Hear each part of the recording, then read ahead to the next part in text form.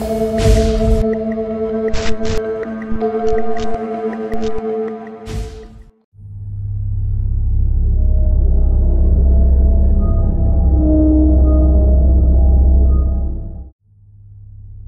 sebuah kampung kecil yang tenang di Kebumen, pada tahun 2003 hidup seorang lelaki paruh baya bernama Mas Sulas.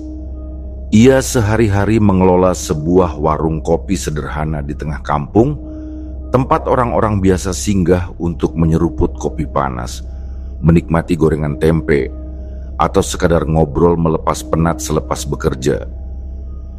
Warung itu berdiri di pinggir jalan kampung yang sempit. Hanya muat satu mobil lewat pelan dengan lampu jalan seadanya.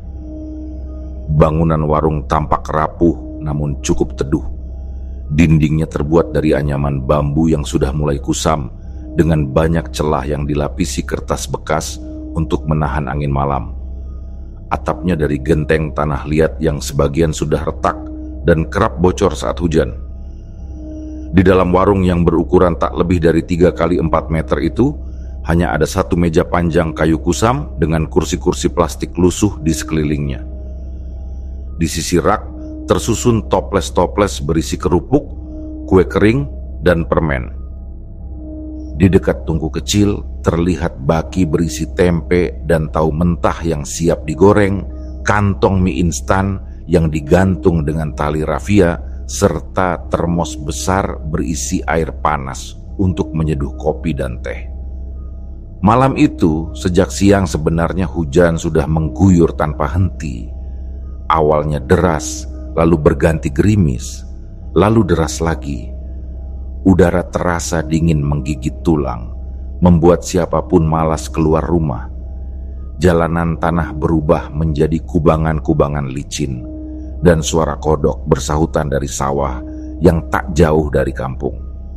Langit mendung gelap, seperti menutup seluruh kampung dalam bayangan kelabu. Mas Sulas duduk di kursi panjang, menyandarkan punggung pada dinding bambu sambil merapatkan jaket tipisnya. Pandangannya sesekali diarahkan keluar warung, menatap jalan yang basah dan kosong, berharap ada orang lewat untuk singgah. Lampu bohlam 10 watt yang tergantung di sudut atap berkelap-kelip kadang redup kala ditiup angin yang menyelinap masuk lewat celah-celah dinding. Asap tipis mengepul dari tungku, bercampur aroma minyak goreng yang belum sempat ia panaskan kembali. Di dalam hati, ia sudah mulai resah. Ia merasa rugi karena sejak sore belum ada seorang pun pembeli yang datang. Ia sempat membatin bahwa hujan ini sudah terlalu lama turun. Ia menyesal sudah membeli banyak tempe sejak pagi, sebab kini hanya tergeletak dingin di baki. Ia sadar bahwa jika sampai besok, tempe-tempe itu akan basi dan tak bisa dijual lagi. Pikirannya semakin tidak tenang setiap kali melirik jalan yang sepi dan berkilau oleh genangan air. Ia hanya bisa menunggu sambil sesekali mendesah pelan. Biasanya, jika malam-malam seperti ini, ia memilih menutup warung lebih cepat.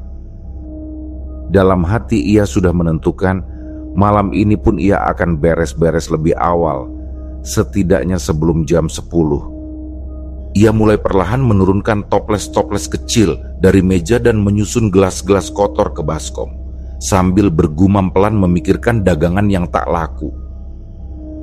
Namun, di tengah ia membereskan baki gorengan, telinganya menangkap suara langkah kaki yang bergesekan dengan tanah becek, makin lama makin dekat. Ia menoleh, matanya menyipit menembus tirai hujan. Dari balik rintik air yang turun deras, sesosok perempuan muncul dengan payung, mengenakan baju lengan panjang dan bawahan gelap. Wajahnya agak tertutup oleh bayangan payung. Tanpa banyak basa-basi, perempuan itu menghampiri meja dan memesan gorengan dalam jumlah banyak. Katanya, untuk tamu-tamu di rumah. Dalam hati Mas Sulas merasa sedikit lega. Ia segera menyalakan kembali tungku kecilnya, menuang minyak goreng yang sudah dingin, menunggu hingga panas sambil membalik-balik potongan tempe yang sudah dibalur tepung. asap mulai mengepul dan aroma gurih perlahan memenuhi warung. Meski hasil jualannya malam itu tidak seberapa, ia tetap bersyukur karena sebagian dagangan masih terjual dan modal yang ia keluarkan sejak pagi tidak sepenuhnya terbuang. Setelah perempuan itu pergi membawa bungkusan gorengan, warung kembali sunyi seperti semula. Hujan belum juga reda, kini hanya tinggal gerimis yang tak kalah dingin. Mas Sulas kembali duduk, mengambil rokok dari sakunya dan menyalakannya sambil bersandar lelah. Ia sudah membulatkan tekad, begitu rokok itu habis, ia akan mematikan lampu, menutup warung dan pulang ke rumah. Namun baru beberapa tarikan rokok ia nikmati, telinganya tiba-tiba menangkap suara lain. Di kejauhan samar-samar terdengar suara roda becak yang bergerak di atas genangan air, yang makin lama makin jelas. Suara itu berbeda dari suara hujan. Mas Sulas menoleh, matanya kembali menyipit menatap arah jalanan sebelah kanan, berusaha mencari asal suara itu. Tak lama kemudian, dari balik gerimis, sebuah becak muncul. Becak itu meluncur agak cepat di jalan kampung yang becek dan berhenti mendadak tepat di depan warungnya. Suara derit ban yang selip di lumpur terdengar nyaring di telinga. Roda belakang becak itu tergelincir sedikit hingga becak tampak miring ke satu sisi. Di atas becak, ia melihat sosok yang sudah sangat ia kenal, Mang Wajo, tukang becak yang hampir setiap hari mangkal di gerbang kampung. Namun malam itu, Mas Sulas segera menyadari ada yang ganjil pada diri lelaki itu. Tubuhnya basah kuyup, wajahnya pucat seperti orang sakit, pandangannya kosong menatap jauh ke depan. Seluruh gerak-geriknya tampak aneh, seolah membawa beban besar yang tak bisa ia ungkapkan dengan kata-kata. Malam itu, entah kenapa, hawa di warung terasa lebih dingin dari biasanya. Dan bulu kuduk Mas Sulas mulai meremang melihat sorot mata kosong Mang Wajo yang masih diam di atas becaknya, mematung di bawah gerimis yang tak kunjung reda. Mas Sulas hanya bisa memandangi Mang Wajo dari tempat duduknya di teras. Rokok yang tadi terselip di sela bibir kini sudah padam begitu saja. Sorot matanya mengawasi lelaki itu lekat-lekat, menunggu apakah ia akan menyapanya seperti biasa. Namun malam itu Mang Wajo hanya diam. Lelaki kurus berusia 50-an itu duduk mematung di atas sadel becak. Tubuhnya yang kuyup menggigil di bawah jas hujan plastik tipis yang sudah robek-robek. Air mengalir dari ujung topinya, menetes di lutut, lalu jatuh ke tanah yang becek. Dari kejauhan wajahnya terlihat seperti lilin yang kehilangan nyala api, pucat, dingin, dan kosong. Biasanya Mang Wajo selalu berteriak keras begitu melewati warung Mas Sulas. Kadang hanya minta rokok, kadang menggoda sambil bercanda, kadang sekadar menanyakan kabar dagangan. Logat kampungnya yang keras dan caranya tertawa seringkali membuat suasana warung lebih hangat. Namun malam itu suaranya sama sekali tak terdengar. Akhirnya, dengan gerakan kaku, ia turun dari becak. Ia menyeret kakinya pelan-pelan menuju warung. Setiap langkahnya menimbulkan suara berdecak lembut di lumpur. Helaan napasnya berat. Ia sampai di meja panjang di teras warung, lalu melepaskan jas hujan yang sudah robek, melemparkannya begitu saja di atas meja. Tangan kirinya mencengkeram pinggiran kursi plastik, lalu menariknya dengan kasar sebelum ia duduk. Punggungnya membungkuk seperti orang yang baru saja memikul beban terlalu lama. Mas Sulas hanya bisa memperhatikannya dalam diam. Dalam hati ia mulai merasa janggal, sebab sejak ia mengenal Mang Wajo, belum pernah ia melihat lelaki itu dalam keadaan seperti ini. Biasanya Mang Wajo selalu kuat, tabah, dan bahkan terkesan tak kenal lelah meski penghasilannya sering pas-pasan. Kaki Mang Wajo bergetar pelan di bawah meja. Jemarinya yang keriput tampak menggigil saat ia meletakkan tangannya di pangkuan. Tubuhnya basah kuyup, kaos tipis yang melekat di badannya hampir transparan karena air hujan. Mas Sulas bangkit, berjalan ke rak gelas, menuang air panas dari termos besar, dan mulai menyeduh secangkir kopi hitam yang baru. Sambil menyerahkan kopi itu, matanya tak lepas dari wajah lelaki itu. Pucat, dengan mata yang tampak sembab dan tatapan kosong mengarah ke lantai, seolah pikirannya masih tertinggal entah di mana. Tangannya yang gemetar menerima cangkir itu, hampir saja menjatuhkannya. Jika saja Mas Sulas tidak cepat-cepat membantu menstabilkan. Tanpa berkata apa-apa, Mang Wajo mulai menyeruput kopi panas itu pelan. Napasnya masih terdengar berat di sela-sela seruputan. Setelah beberapa tegukan, ia mengambil gorengan tempe dari baki yang tinggal beberapa potong. Ia mengunyahnya cepat, seperti orang kelaparan. 2 potong ia habiskan dalam waktu singkat, kemudian meraih yang ketiga dengan tangan yang sedikit lebih stabil. Mas Sulas diam saja. Ia tak berani bertanya dulu. Dalam hati ia terus memperhatikan detail gerak-gerik Mang Wajo. Lelaki itu tampak seperti seseorang yang habis dikejar mimpi buruk. Bahunya masih naik turun dengan nafas yang belum sepenuhnya teratur. Sesekali ia melirik ke arah jalan gelap di depan warung, seolah memastikan sesuatu tidak sedang mengintainya. Beberapa menit mereka hanya ditemani suara hujan di luar, bunyi decitan atap genteng yang kadang kemasukan angin, dan aroma minyak goreng yang mulai dingin. Mas Sulas sendiri merasa warung yang sempit itu mendadak lebih sunyi daripada biasanya. Udara terasa makin dingin, seperti hawa yang tak wajar. Akhirnya, Mang Wajo meletakkan gelas kopinya perlahan di meja. Jarinya berhenti gemetar, namun sorot matanya masih sayu. Ia menarik napas panjang, seolah butuh waktu untuk mengumpulkan keberanian sebelum berbicara. Bibirnya terbuka, suaranya lirih, namun cukup jelas untuk didengar Mas Sulas yang mencondongkan tubuh sedikit ke depan. Dengan nada yang datar, namun terdengar getir, ia mengatakan bahwa penumpang yang ia antar malam itu bukanlah manusia.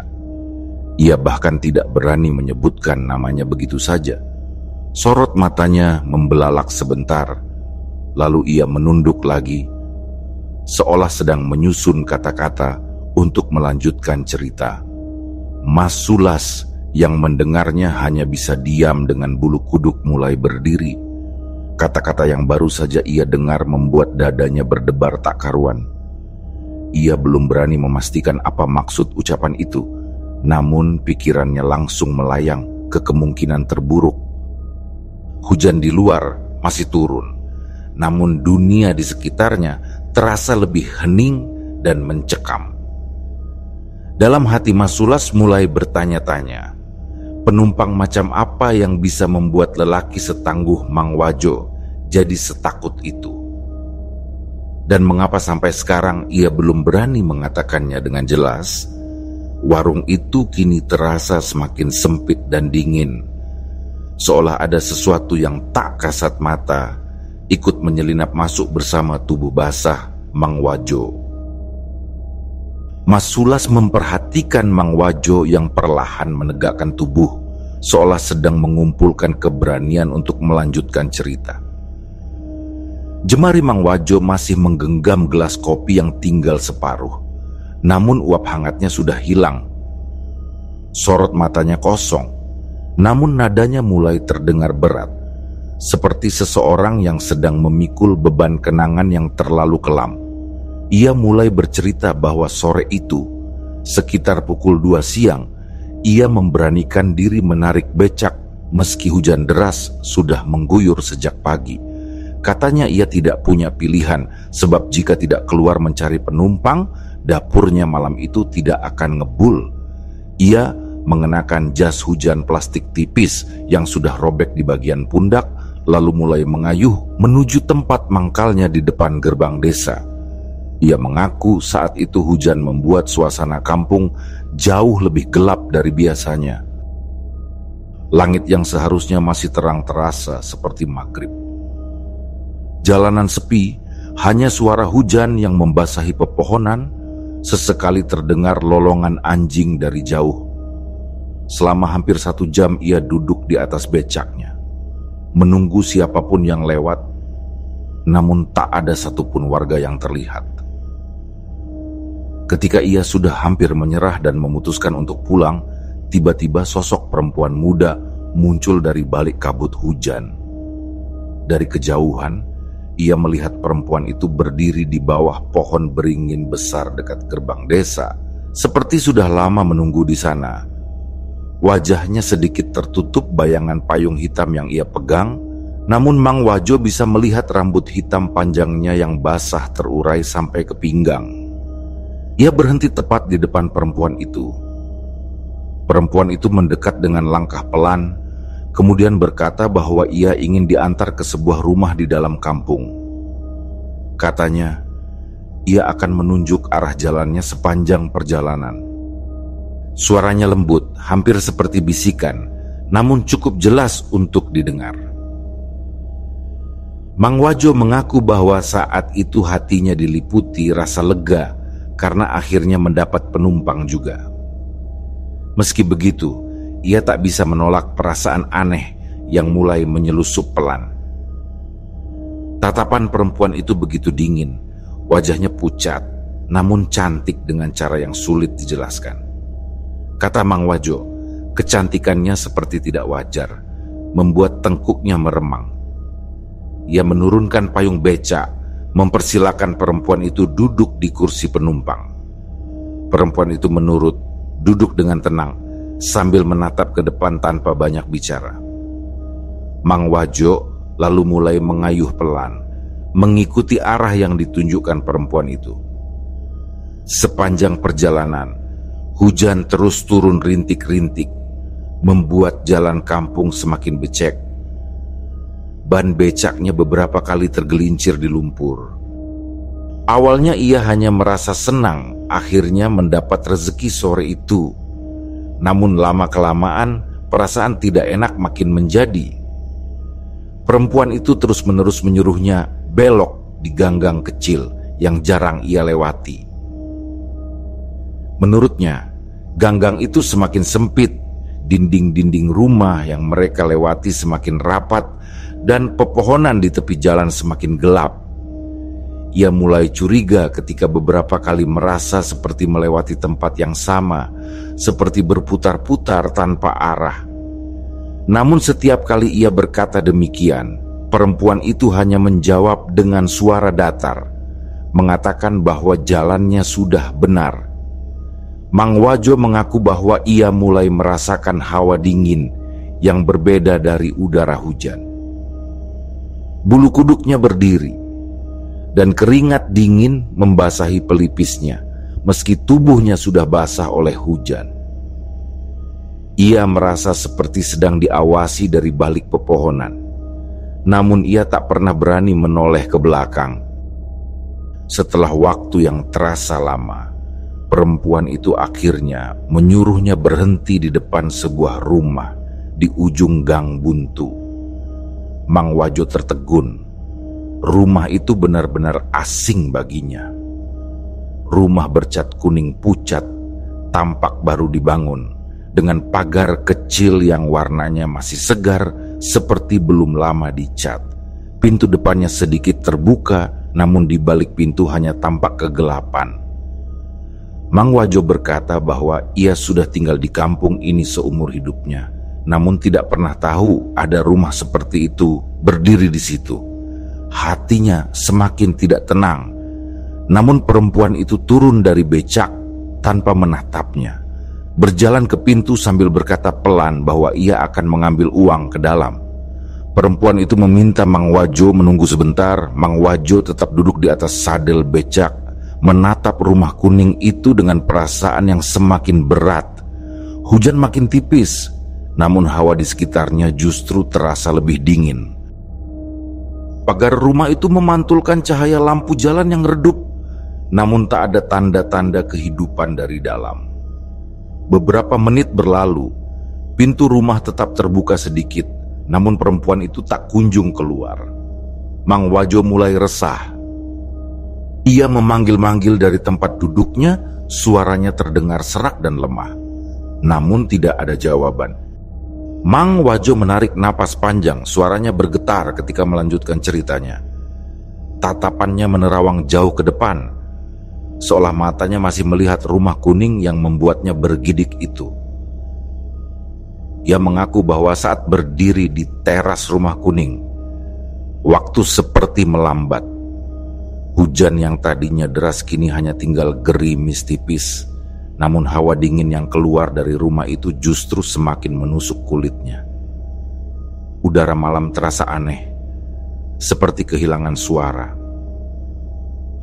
Perempuan yang ia antar tadi sudah lenyap begitu saja ke dalam rumah. Pintu kayu kuning itu masih sedikit terbuka, menampakkan celah kegelapan yang padat. Mang Wajo sempat memanggilnya beberapa kali, namun hanya gemas suaranya sendiri yang menjawab. Ia mendapati dirinya mulai gelisah, jantungnya berdegup kencang, dan kulit tengkuknya terasa seperti tertarik oleh hawa dingin yang tak terlihat. Ia memberanikan diri, melangkah setapak lebih dekat, berdiri tepat di ambang pintu. Dari dalam rumah tercium bau lembab yang menusuk hidung, bercampur aroma besi berkarat yang membuat perutnya mual. Lantainya tertutup debu tipis, tembok bagian dalam tampak retak-retak meski dari luar rumah ini tampak baru. Semakin lama ia menatap ke dalam, kegelapan itu seperti bergulung-gulung, seperti kabut hitam yang hidup dan bergerak. Sekitarnya pun berubah. Gang yang tadinya ia lalui tadi tak lagi tampak seperti jalan kampung. Pepohonan yang ia kenal kini menjulang tinggi. Batangnya hitam seperti arang. Dedaunan menunduk berat seperti tangan-tangan yang siap menyergap. Rumah-rumah lain di sekitarnya lenyap, diganti semak liar yang merayap di dinding dan tanah basah yang mengeluarkan bau busuk samar. Ia merasa dunia di sekitarnya bukan lagi kampung yang ia tinggali sejak kecil. Di kejauhan, kabut mulai turun pelan, membentuk bayangan-bayangan yang membuatnya makin panik. Hawa dingin seperti merayap naik dari kaki hingga ke punggungnya, menusuk hingga ke tulang. Ketika ia hendak mundur, mencoba kembali ke becaknya, matanya menangkap sesuatu yang membuat darahnya serasa berhenti mengalir. Rumah kuning yang tadi tampak seperti bangunan baru kini berubah jadi rumah tua yang usang. Cat kuningnya pudar, dindingnya penuh lumut hijau gelap, jendela-jendelanya hanya lubang kosong yang menganga. Atapnya bolong, menyisakan tiang-tiang kayu lapuk yang tampak rapuh. Pintu yang tadinya kokoh itu kini tergantung miring, engselnya berdecit pelan ditiup angin. Suara pelan terdengar dari dalam, seperti bisikan perempuan yang memanggil namanya, diikuti tawa lirih panjang yang menusuk telinga. Tawa itu terdengar seperti berasal dari ruang tamu yang gelap, namun bergema hingga keluar rumah, menggema hingga menembus dada Mang Wajo yang kini hanya bisa berdiri kaku. Tawa itu berhenti mendadak, digantikan hening yang menyesakkan dada. Dengan tubuh yang mulai gemetar hebat, ia berbalik, mencoba melangkah cepat ke arah becak yang masih terparkir di pinggir gang. Namun saat pandangannya jatuh pada becak itu, tubuhnya ambruk berlutut, hampir saja terjatuh ke tanah. Di kursi penumpang becaknya terlihat jelas sosok perempuan tadi sudah duduk kembali. Perempuan itu kini menunduk, rambut hitam panjangnya yang basah menutupi wajah pucatnya. Kebaya putih yang ia kenakan sudah penuh bercak basah dan tanah, lengannya terkulai di pangkuan, ujung rambutnya menjuntai ke lantai becak. Tubuhnya tak bergerak sedikit pun, dan seketika itu juga lenyap dalam gelap. Mang Wajo berkata bahwa saat itu ia tidak sanggup berkata apa-apa. Napasnya tercekat di tenggorokan, tangannya gemetar begitu hebat hingga lututnya nyaris menyerah.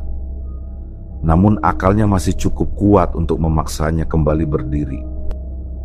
Ia mendorong becaknya mundur dengan kasar, lumpur becek terciprat ke kakinya. Rodanya beberapa kali selip, namun ia tidak peduli lagi. Dengan sisa tenaga, ia membalik arah dan mulai mendorong becaknya sekuat tenaga, berlari keluar dari gang yang terasa semakin panjang. Hawa dingin dari belakang masih mengikutinya, dan suara tawa perempuan itu kembali terdengar. Semakin lama semakin lirih, seolah menertawakan kepanikannya. Suara itu semakin jauh ketika ia berlari, namun seperti tetap membuntutinya di telinga. Di warung itu, Mang Wajo berhenti bercerita sejenak. Wajahnya pucat dan basah keringat dingin. Mas Sulas mendengarkan dengan tubuh yang kini ikut menegang. Dadanya sesak mendengar detail demi detail yang keluar dari bibir Mang Wajo. Ia melirik becak Mang Wajo yang terparkir di depan warung, tepat di tempat tadi berhenti. Hujan masih turun rintik-rintik, tapi seolah hawa di sekitar warung terasa lebih dingin, lebih sunyi, dan lebih berat dari biasanya. Di kursi becak itu, Mas Sulas sempat merasa seperti melihat bayangan hitam samar yang duduk diam, menunduk dengan rambut panjang yang basah menutupi wajahnya. Ia buru-buru mengalihkan pandangan, namun hawa mencekam itu tidak hilang begitu saja. Mang Wajo berhenti berbicara, suaranya tenggelam dalam isak kecil yang tertahan. Tubuhnya tampak melemah, bahunya turun naik cepat seiring napas yang tak kunjung tenang. Mas Sulas masih berdiri di samping meja, menatap becak di luar dengan perasaan berat yang sulit ia jelaskan. Lampu bohlam warung berayun pelan ditiup angin. Sinarnya yang kuning pucat membuat bayangan becak di luar tampak panjang dan gelap, seperti sebuah sosok lain yang sedang menunggu. Di kursi penumpang becak, samar-samar terlihat lekuk tubuh seperti seseorang sedang duduk diam, rambut panjang basahnya menutup wajahnya hingga ke pangkuan. Mas Sulas berusaha menelan ludah meski tenggorokannya terasa kering. Ia tahu pandangannya tidak salah. Sosok itu masih ada di sana, sama seperti yang diceritakan Mang Wajo. Hawa dingin yang merayap lewat celah-celah bilik bambu semakin tebal, membuat kulitnya menggigil meski ia sudah berdiri menjauh dari pintu. Mang Wajo yang menyadari arah pandang Mas Sulas bergeser ke dinding, merapat sambil menyembunyikan wajahnya di balik lengannya. Suaranya pelan, namun cukup jelas saat ia berkata bahwa perempuan itu tidak pernah benar-benar turun dari becaknya. Sejak keluar dari gang buntu tadi, sosok itu samar tetap ada di kursi penumpang. Hanya saja diam, menunduk, kadang bersuara lirih di telinganya, menagih sesuatu yang tidak pernah ia mengerti. Mas Sulas merasa bulu kuduknya semakin menegang. Suara lirih itu, suara yang sama yang tadi diceritakan Mang Wajo, kini pelan-pelan terdengar di telinganya juga. Suara itu datang dari arah becak, seperti bisikan halus yang mengulang-ulang kata-kata dengan nada datar. Belum dibayar, jantungnya berdegup kencang. Ia merasa kedua lututnya goyah, namun ia berusaha tetap berdiri, menarik napas dalam-dalam meski hawa di warung kini begitu berat. Dengan suara tertahan, ia berkata pada Mang Wajo bahwa mereka tidak bisa tinggal di sini lebih lama. Mereka harus keluar dan meminta bantuan warga. Mang Wajo hanya mengangguk pelan. Wajahnya pucat, matanya masih terpejam. Mereka berdua kemudian beringsut ke pintu belakang. Langkah mereka pelan, seolah takut menimbulkan suara. Sesaat sebelum keluar, Mas Sulas sempat menoleh ke depan warung untuk terakhir kalinya. Sosok itu masih duduk di sana, rambutnya tergerai basah, tidak bergerak, namun hawa dingin yang memancar dari arah becak membuat dadanya terasa sesak. Mereka berlari kecil di jalan kampung yang gelap, mengetuk pintu rumah demi rumah sambil tergopoh-gopoh menjelaskan apa yang terjadi. Warga yang terbangun sempat kebingungan, namun sebagian besar segera menyusul ketika mendengar cerita Mang Wajo dan melihat betapa pucat wajahnya. Sekitar 10 orang membawa senter, obor, dan kayu menyusuri jalan kembali ke warung Mas Sulas bersama mereka. Di sepanjang jalan kembali, Mang Wajo beberapa kali menoleh ke belakang sambil gemetar. Katanya ia masih mendengar suara itu mengejeknya dari jauh. Mas Sulas hanya menggenggam lengannya erat, mencoba menahan tubuhnya agar tidak jatuh. Warga yang berjalan di belakang kadang saling pandang heran, karena mereka hanya melihat becak kosong di cerita Mang Wajo. Namun jelas-jelas teror yang dirasakan kedua orang itu bukanlah sekadar khayalan. Sesampainya di warung, cahaya redup dari bohlam di dalam membuat tempat itu tampak seperti bayang-bayang dari dunia lain. Pintu warung masih terbuka lebar, meja-meja basah, dan becak itu masih di tempatnya, menunggu seperti tadi. Beberapa warga mengangkat senter, menyinari becak dari berbagai arah. Di mata mereka, kursi penumpang becak hanya tampak kosong, basah oleh hujan dan kotor oleh lumpur. Namun, di mata Mas Sulas dan Mang Wajo, sosok itu masih duduk di sana. Rambutnya basah menjuntai, ujung-ujungnya meneteskan air yang membentuk genangan kecil hitam di lantai becak. Perempuan itu masih menunduk, tak bergerak, hanya kadang-kadang terdengar bisikan lirih yang membuat hati mereka serasa diremas. Warga mulai berbisik-bisik, sebagian tampak gelisah ketika hawa dingin yang aneh menyelimuti halaman warung. Salah seorang warga bahkan sempat berkata bahwa ia mencium bau bunga melati samar yang entah dari mana asalnya. Mang Wajo merapat ke dinding warung. Tubuhnya gemetar hebat, matanya menatap becaknya tanpa berkedip. Mas Sulas hanya berdiri terpaku di sampingnya. Tangannya menggenggam ujung meja begitu kuat hingga buku jarinya memutih. Suara lirih itu kembali terdengar, kali ini sedikit lebih keras, seperti desahan yang penuh dendam. Wajah-wajah warga mulai berubah pucat ketika udara di sekitar terasa semakin dingin, seolah waktu berhenti dan semua suara lain hilang. Salah seorang warga berkata pelan bahwa mereka sebaiknya segera menutup warung, mengamankan becak, dan membacakan doa bersama sebelum semuanya terlambat. Mas Sulas hanya mengangguk, matanya tak lepas dari kursi becak yang masih dinaungi sosok misterius itu. Suara tawa kecil yang dingin dan mengejek terdengar samar dari arah becak, membuat mereka semua menoleh serempak ke sana. Namun ketika senter-senter diangkat lebih dekat, kursi penumpang itu kembali kosong, hanya menyisakan genangan air di atas lantai becak. Setelah suara lirih yang menyeramkan perlahan menghilang, warga yang datang bersama mereka mulai bergerak cepat. Mereka tampak semakin gelisah berdiri lama-lama di warung yang terasa dingin dan mencekam itu. Beberapa orang membantu Mas Sulas membereskan meja-meja, merapikan baki gorengan yang masih tersisa, dan menutup pintu warung rapat-rapat.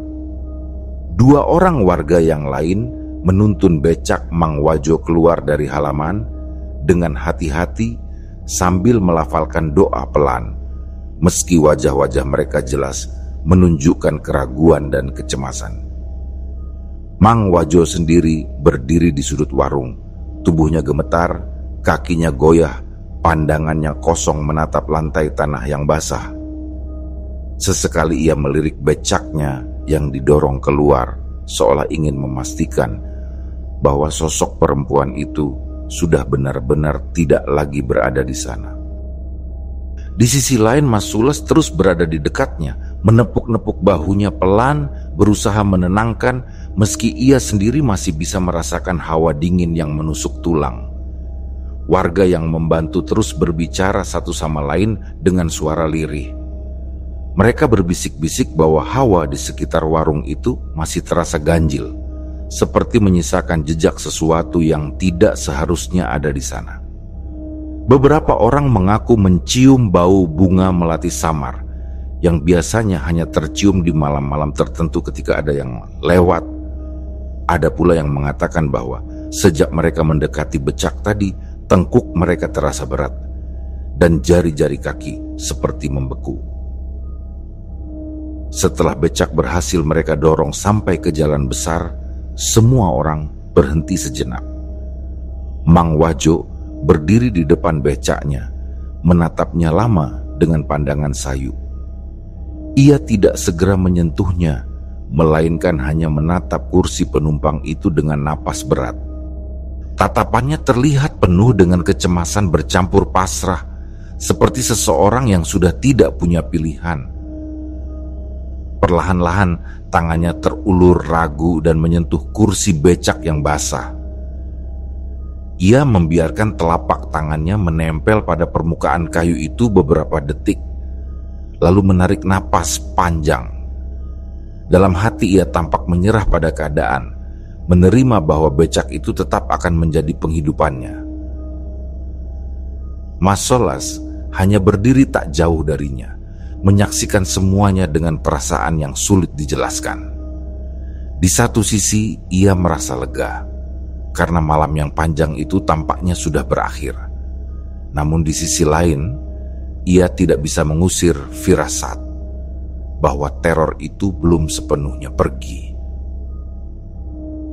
Warga perlahan membubarkan diri setelah memastikan mereka berdua baik-baik saja. Beberapa dari mereka sempat mengingatkan Mas Sulas agar segera membersihkan warungnya dengan air bercampur garam dan membaca doa-doa sebelum kembali berjualan. Mas Sulas hanya mengangguk dan berjanji akan melakukannya setelah memastikan Mang Wajo sampai rumah lebih dulu. Perjalanan pulang, mereka berdua terasa lebih sunyi daripada biasanya. Hujan sudah benar-benar berhenti, hanya menyisakan jalanan tanah yang licin dan basah berkilau oleh embun. Di sepanjang jalan, angin dingin yang tipis masih sesekali bertiup, membuat suara dedaunan di pohon-pohon berdesir lembut. Becak Mang Wajo didorong perlahan di depan mereka. Rodanya berdecit pelan di atas tanah becek. Sesampainya di depan rumah kecil Mang Wajo yang berada di belakang rumah Mas Sulas, mereka berhenti. Mang Wajo menoleh pelan ke arah Mas Sulas, lalu mengangguk kecil tanpa sepatah kata pun. Becaknya ia tinggalkan di halaman rumah, sementara tubuhnya sendiri segera menghilang masuk ke dalam rumahnya yang gelap tanpa menyalakan lampu. Mas Sulas berdiri sebentar di depan rumah itu, menatap becak yang kini tampak biasa saja di bawah lampu teras yang temaram. Namun, entah kenapa, ia masih merasa ada sesuatu yang bersembunyi di balik kegelapan malam itu, seperti tatapan tak kasat mata yang terus mengawasi. Dalam diam ia hanya bisa berdoa, berharap semuanya benar-benar sudah selesai malam itu, dan tidak ada lagi yang mengikuti Mang Wajo maupun dirinya. Keesokan paginya, kabar tentang kejadian aneh itu menyebar cepat di seluruh kampung. Warga ramai membicarakan kisah Mang Wajo yang konon mengantarkan kuntilanak hingga ke rumah misterius yang tak pernah ada sebelumnya. Warung Mas Sulas bahkan didatangi beberapa orang yang penasaran. Sebagian hanya melihat-lihat sambil bertanya, sebagian lagi berdiri diam sambil berbisik doa. Hari-hari berikutnya, kampung kembali berjalan seperti biasa. Namun bisik-bisik tentang kejadian malam itu masih terdengar hingga seminggu lamanya. Warga menjadi lebih berhati-hati keluar rumah saat malam, apalagi ketika hujan turun deras. Mas Sulas tetap membuka warungnya seperti biasa, meski ia kini selalu meletakkan sebungkus garam di meja kasir dan sebotol air doa di pojok dapur. Sementara Mang Wajo tetap menarik becak seperti sebelumnya, meski kini wajahnya lebih sering tertutup syal ketika bekerja di malam hari, seolah tak ingin siapapun melihat ketakutan yang masih diam-diam mengintai di balik matanya. Di warung kecil itu, ketika malam sudah larut dan hujan kembali turun, Mas Sulas kadang masih mendengar suara lirih, samar dari kejauhan. Suara itu kadang hanya seperti bisikan angin, kadang seperti desahan halus seorang perempuan yang tidak pernah terlihat wujudnya, namun kata-kata yang diucapkannya selalu sama.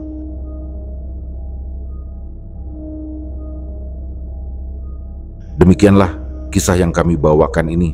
Semoga kisah ini dapat menghibur teman-teman semua dan diharapkan cerita ini bisa bermanfaat.